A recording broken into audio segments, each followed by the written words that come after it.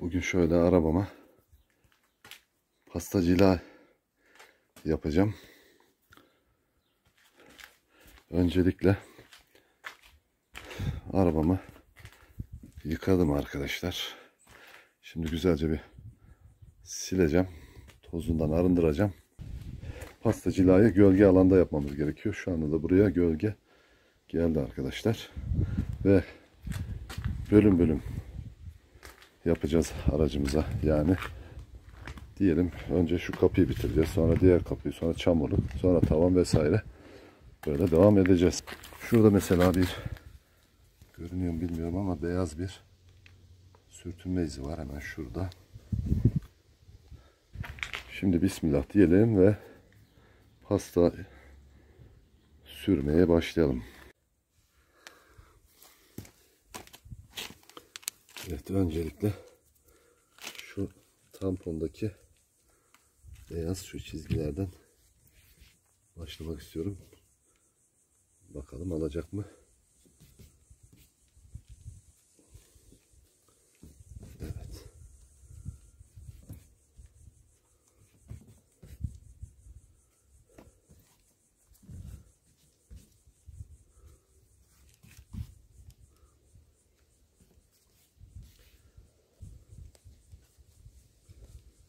Başlayalım. Yuvarlak dairesel hareketlerle pastayı hafifçe bir kuvvet uygulayarak uyguluyoruz.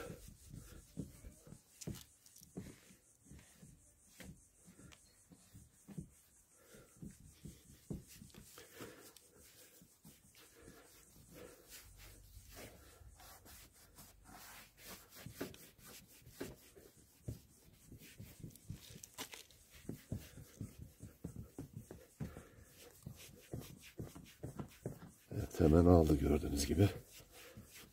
Oradaki beyaz sürtünmeyi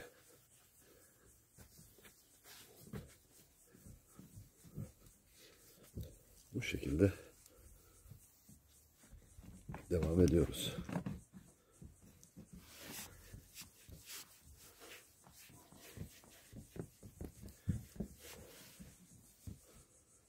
Evet, gördüğünüz gibi kir de hemen pamuğa çıktı.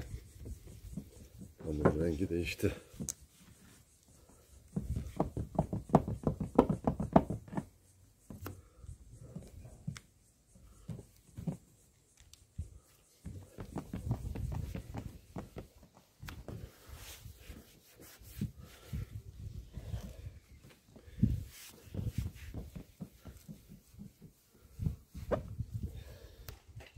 Videomuzu da çok uzatmamak adına arkadaşlar, şimdi ben şöyle ön kapıdan başlıyorum.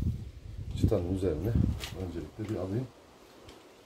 Daha sonra aynı bütün işlemler bittikten sonra yine bu alanda cilasını yapacağım. Tabii daha sonra genel olarak da bitirdikten sonra çok uzatmamak için sizlerle paylaşacağım aracın durumunu.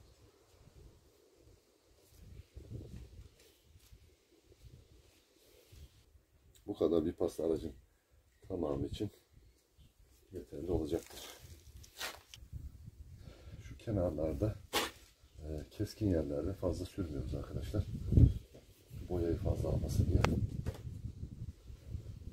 Böyle dairesel hareketlerle güzel güzel yediriyoruz. Böyle hamur rengi bile değişiyor. Daha çok boyanın üzerine oturmuş olan kir alıyor arkadaşlar.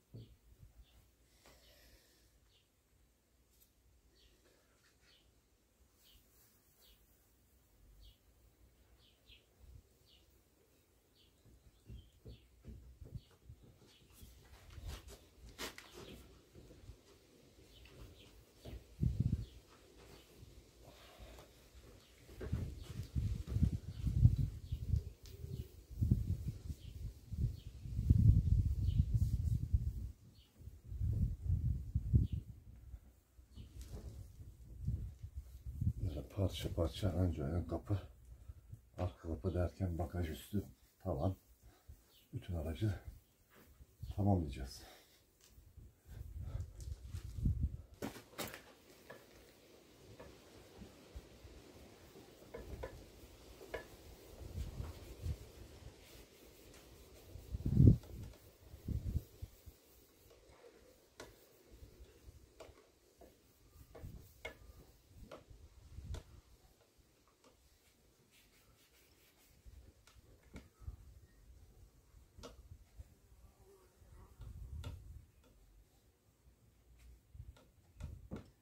Evet.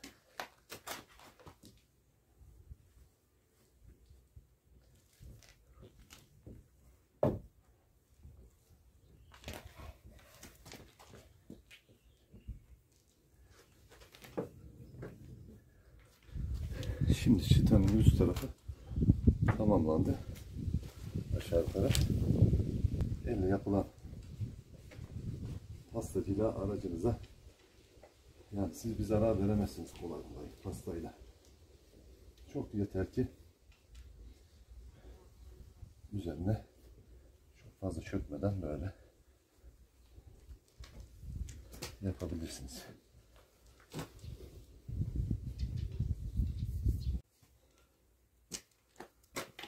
Ben tamamen bitirdikten sonra sileceğim ama şu şekilde fiber bezlerle, yumuşak bezler, pasta işlemi bittikten sonra böyle aracı pastanın üzerine siliyoruz arkadaşlar. Veya bunun yerine tamamen bittikten sonra aracı yıkasanız da olur yani. Cilaya geçmeden önce. Evet, ben şimdi örnek olsun diye bu kısmı pastaladım. Şimdi bu şekilde siliyorum.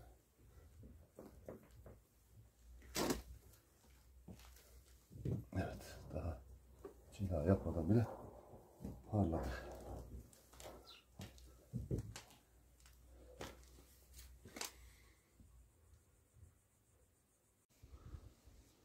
Evet, aracımızın sol tarafının pastasını bitirdim arkadaşlar.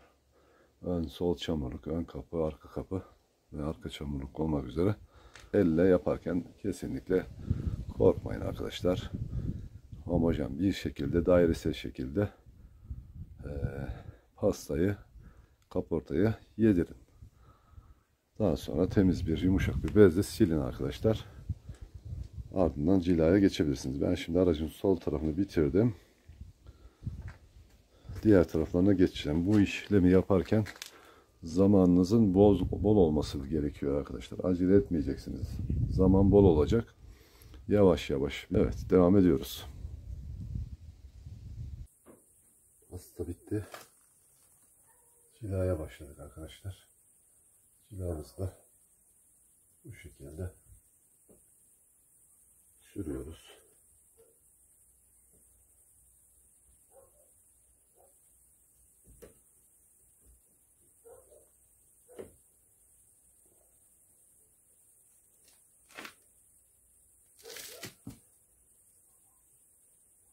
Bu şekilde pamukla dağıttıktan sonra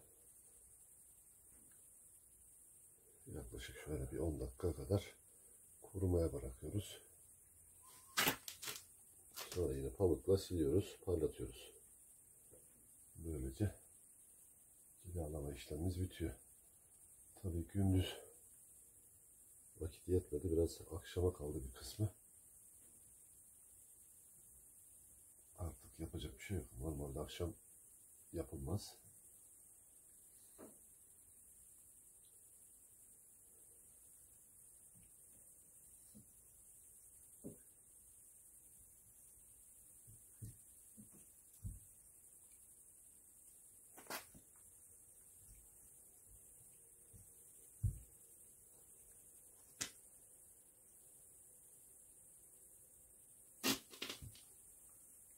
Evet arkadaşlar.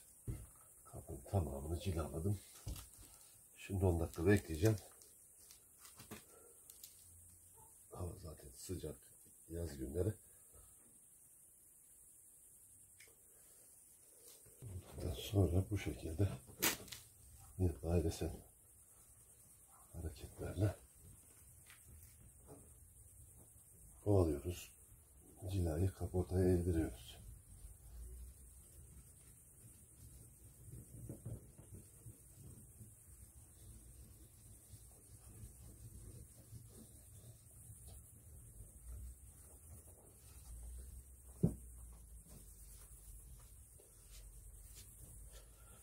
Tabii gece olduğu için kameradan pek anlaşılmayabilir. Ama ben görebiliyorum yani.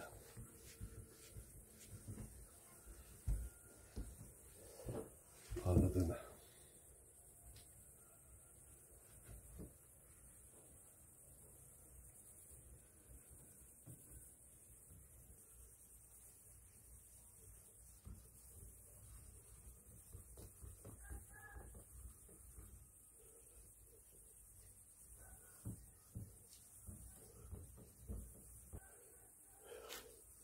Bolca ovalıyoruz. Bolca.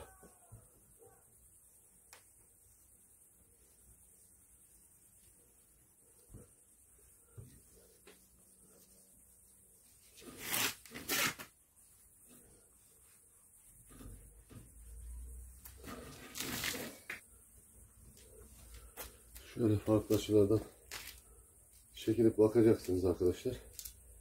Dalgalanmalar varsa gözünüze çarpan. Üzerine tekrar ovalayacaksınız. Cilanın lekeler görünüyorsa onları tekrar ovalayarak yok edeceksiniz.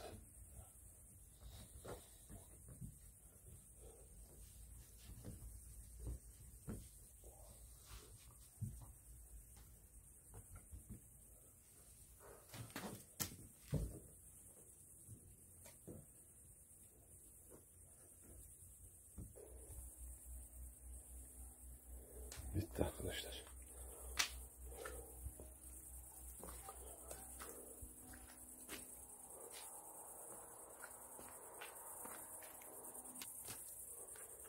Tabii gece olduğu için ne kadar gözüküyor bilmiyorum ama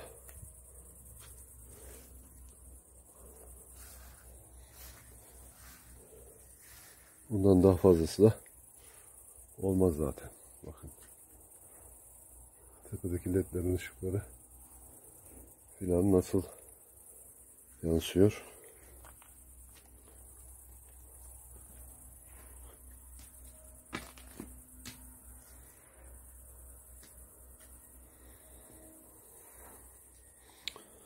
Bu arada farları cilalayıp aynı cila yaparmış gibi farlara cila vurursanız farların da kirini alır, parlatır arkadaşlar. Ben bir defa uyguladım. Bir tane daha yapacağım daha sonra. Farlar da biraz sararmıştı. Tabii haliyle güneşten sararıyor, bozuluyor. Ara ara cilayla cilayı sürüp bir 5-10 dakika bekleyip ovaladığınız zaman hem kirini alıyor hem parlatıyor. Tavsiye ederim yani.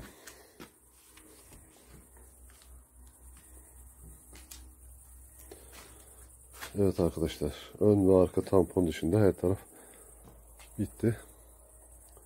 Şimdi ön ve arka tamponu da yapacağım. Arkadaşlar bahsetmeyi unuttum. Yine otoboyacıdan şöyle 200 gram bir boya yaptırdım ben pasta yapmadan önce.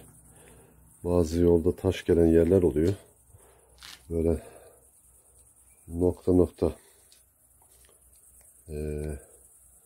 lekelenmiş yerlere sulu boya fırçası, sivri, o tarz bir fırçayla noktasal dokunuşlar yaparak rutuş yaptım. Onu da belirteyim. Üstüne pasta ve cila yaptım. Bunların fiyatlarına gelirsek 200 gram boyayı 85 liraya aldım arkadaşlar. Pasta 50 liraya aldım. Cilayı da 70 liraya aldım.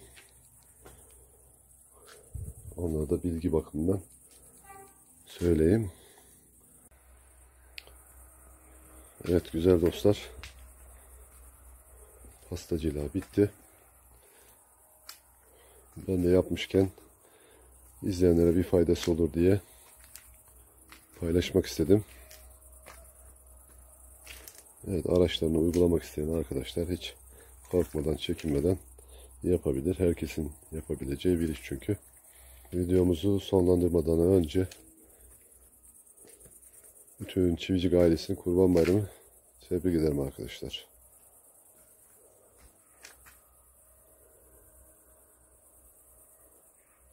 Evet, hoşça kalın.